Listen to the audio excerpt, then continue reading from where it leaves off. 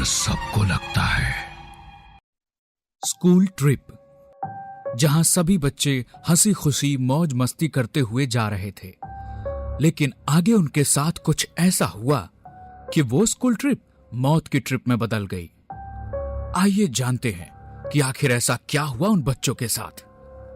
School के बच्चे trip के लिए जा रहे होते हैं। रात के समय रास्ते में बस को एक झटका लगता है, जिससे नेहा सामने बैठी एक औरत के पास आ जाती है और उसके गोद में सोए उसके बेटे का चेहरा देख लेती है, जो कि एक कंकाल था और उसके चेहरे पर कीड़े रेंग रहे थे। दिल्ली के स्कूल से नैनीताल के लिए एक स्कूल ट्रिप पर जा रहा होता है, जिसमें सभी बच्चे हंसते नाचते जा रहे थे। धीरे धीरे रात बढ़ने लगती है और बस अब नैनीताल के पहाड़ों पे चलने लगती है और बच्चे नाच रहे थे कि तभी अचानक ही ड्राइवर ब्रेक लगा देता है। क्या हुआ ड्राइवर, ऐसे बीच रास्ते में बस क्यों रोक दी? मैडम जी, वो देखो एक औरत जो बस के सामने आ गई है। मदद जी, मेरी मदद करो। मेरा घर ऊपर पहाड़ी की तरफ है और रात काफी हो गई है। मुझे भी बस में बिठा लो, मेरा बच्चा काफी छोटा है, मदद करो मेरी। टीचर बाकी सभी टीचर से बात करके उस औरत को बस में बिठा लेती है। उसी बस में नेहा अपनी दोस्त पूजा और उसके भाई रोहन के साथ इस ट्रिप पे आई थी।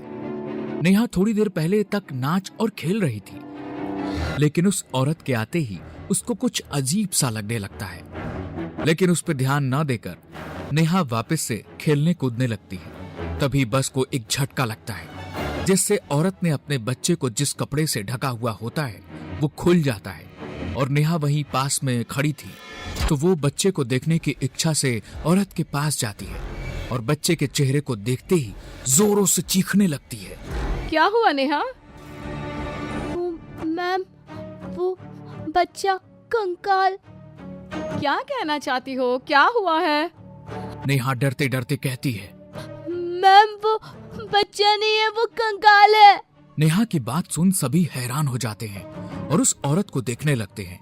तभी वो औरत हंसते हुए अपने बच्चे का चेहरा खोलकर सभी को दिखा देती है और वो एक नॉर्मल सा बच्चा ही था। नेहा, वो देखो बच्चा ही तो है। देखो, तुम्हें ही देख रहा है। सभी लोग अपनी अपनी जगह पर बैठ जाते हैं और नेहा भी अपनी सीट की तरफ जाने लगती है और जाते जाते वो बच्चे को दोबारा देखती है। इस बार बच्चा बिल्कुल नॉर्मल दिख रहा था। नेहा भी शांत हो जाती है और सभी फिर से मौज मस्ती करने लगते हैं। तभी औरत कहती है, बस मैडम जी, यहाँ ही रोक दीजिए बस। और वो औरत बस से उतर जाती है और जाते वक्त उसके बच्चे का खिलौना बस में ही गिर जाता है, जो रोहन उठाकर अपने पास रख लेता है।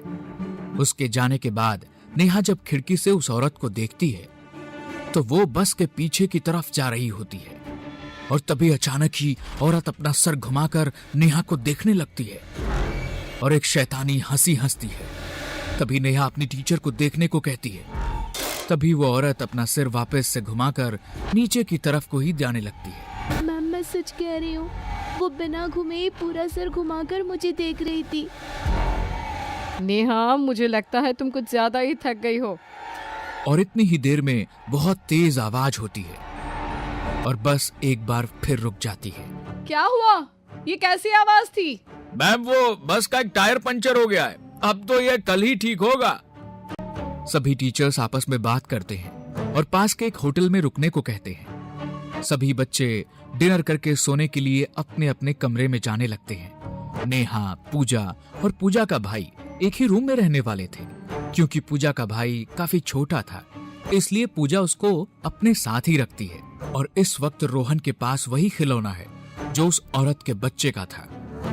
रोहन उस खिलौने के साथ तब से खेल रहा था और तीनों अपने कमरे में आ जाते हैं। कमरा बहुत सुंदर था और उनके कमरे की खिड़कियों से हल्की हल्की ठंडी हवा आ रही थी। नेहा खिड़की से बाहर देखने लगती है। चल नेहा, सोते हैं, मुझे बहुत जोरों की नींद आ रही है।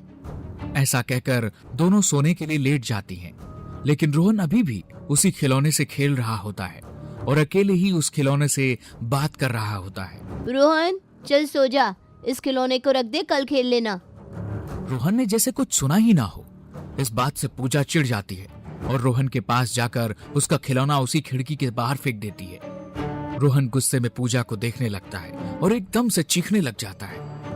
मेरा खिलौना दो, मेरा खिलौना दो, मेरा खिलौना दो। क्या हुआ इसको? ऐसे क्यों बोल रहा है ये तो मुझे भी नहीं मालूम। जब से यहाँ आया है तब से उसी खिलौने के पीछे पड़ा हुआ है। रोहन चुपचाप एक कोने में बैठा बैठा रोने लगता है। वो मेरा खिलौना था, वो मेरा था, वापस दो मुझे अब। रोहन चुपचाप आकर सो जा, बहुत हो गया तेरा ड्रामा। इतने में ही उनके रूम की लाइट बंद हो जाती है। चारों तरफ एकदम अंधेरा हो जाता है और तभी नेहा कहती है, पूजा लगता है लाइट चली गई है। हाँ रुक, मैं टॉर्च ऑन करती हूँ। जैसे ही पूजा टॉर्च ऑन करके नेहा को देखती है तो वो बेड पे लेटी हुई थी। तभी वो रोहन को देखने जाती है, लेकिन रोहन वहाँ नहीं था। नेहा, रोहन यहाँ नहीं है। तो वो कहाँ गया? अभी तो यही था। तभी दोनों भागते हुए खिड़की के पास जाते हैं और उन्हें रोहन खिड़की से कूद कर जाते हुए दिखाई देता है। दोनों बिना कुछ सोचे रोहन के पीछे चल देती हैं। रोहन, कहाँ हो तुम? इधर आओ वरना टीचर से बहुत डांट पड़ेगी। कमरे में वापस चलो, अब मैं तुम्हें नहीं डांटूंगी। रोहन ने पहले तो ऐसा कभी नहीं किया, अचानक ऐसा क्या हो गया उसको? तभी दोनों देखते हैं रोहन आसपास कहीं नहीं है और दोनों जंगल के बीचों बीच थी, लेकिन रोहन दूर दूर तक कहीं नहीं दिखाई दे रहा था। तभी दोनों को रोहन की आवाज आती है और उसी डायरेक्शन में जाने लगती है। दोनों देखती हैं कि एक गड्ढे में से आवाज आ रही है। दोनों उस गड्ढे के पास जाती हैं और देखती हैं कि उसमें तो वही खिलौना पड़ा हुआ है जिससे रोहन खेल रहा था और उसी खिलौने से आवाज आने लगती है। दीदी बचाओ मुझे, यहाँ से निकालो मुझे यहाँ अकेले डर लग रहा है। ये तो वही खिलौना है ना, उस औरत के बच्चे के पास था। हाँ, जाते वक्त ये खिलौना रोहन ने उठा लिया था, लेकिन इस खिलौने से रोहन की आवाज कैसे आ रही है और रोहन है कहाँ? कुछ तो अजीब है यहाँ। तभी जोरदार चीख के साथ वो खिलौना गड्ढे में से गायब हो जाता है और ये देख दोनों वहां से भागने लगती हैं और भागते हुए वो एक घर के पास पहुंचती हैं। पूजा, इस घर में चलो, हमें इनसे मदद लेनी चाहिए। दोनों उस घर के अंदर जाती हैं। घर बिल्कुल वीरान पड़ा हुआ होता है। कोई है घर में? हमें मदद चाहिए।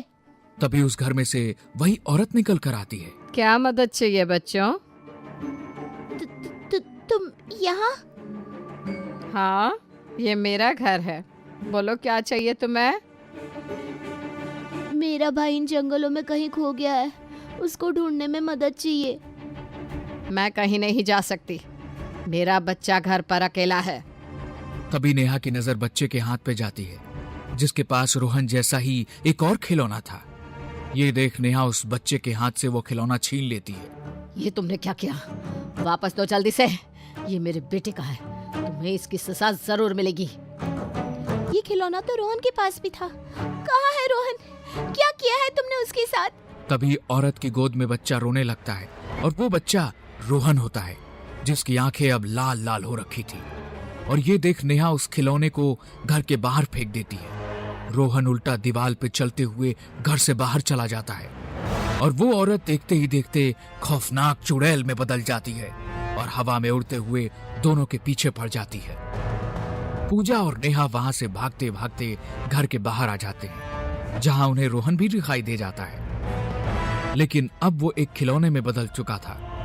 पूजा और नेहा दोनों अपनी जान बचाते हुए जंगल से बाहर जाने लगते हैं कि तभी पूजा को रोहन की आवाज आती है। दीदी, मुझे यहाँ छोड़कर मत जाओ, मेरे पास रुक जाओ तुम भी। देखो ना मुझे कितनी चोट लगी है, मुझे बहुत दर्द हो रहा है दीदी। पूजा, वो रोहन नहीं है, मत जाओ आगे, वो तुम्हें भी मार देगी। वो चुड़ैल है, रोहन को उसने पहले ही मार दिया है, अब वो तुम्हें भी मार देगी। मत जाओ उसके पास। नहीं, वो रोहन है, मुझे बुला रहा है, मुझे उसके पास जाना है। वो देखो, वो रोहन है, उसको कितनी चोट लगी है। और पूजा रोहन के पास जाती है। तभी वहां वही औरत आ जाती है और पूजा और रोहन को अपने साथ उड़ाकर ले जाती है। ये देख नेहा वहां से भागने लगती है और भागते भागते रोड पे आ जाती है और थक कर बेहोश हो जाती है। और अगले दिन वह जब उठती है तो देखती है कि जंगल से पूजा और रोहन दोनों की डेड बॉडी मिली है। किसी को मालूम नहीं होता कि आखिर दोनों के साथ क्या हुआ था। तभी उस गांव का एक आदमी कहता है कि यहाँ जंगल में एक औरत अपने बेटे के साथ रहा करती थी और एक दिन होटल बनाने के लिए कुछ लोग उसकी जमीन को कब्जे में करने के लिए गए और उसके मना करने पर उसके बेटे और उसको पहाड़ से फेंक कर मार दिया था। तब से उसकी आत्मा यहाँ पर आने वाले बच्चों को मार देती है और अपने साथ ले जाती है। अगर इस बारे में पहले पता होता तो शायद स्कूल वाले ट्रिप लेकर यहाँ नहीं आते और ना ही पूजा और रोहन की जान जाती। तभी नेहा देखती है रोहन का खिलौना उसकी लाश के पास है और उसकी आंखें चमक रही हैं।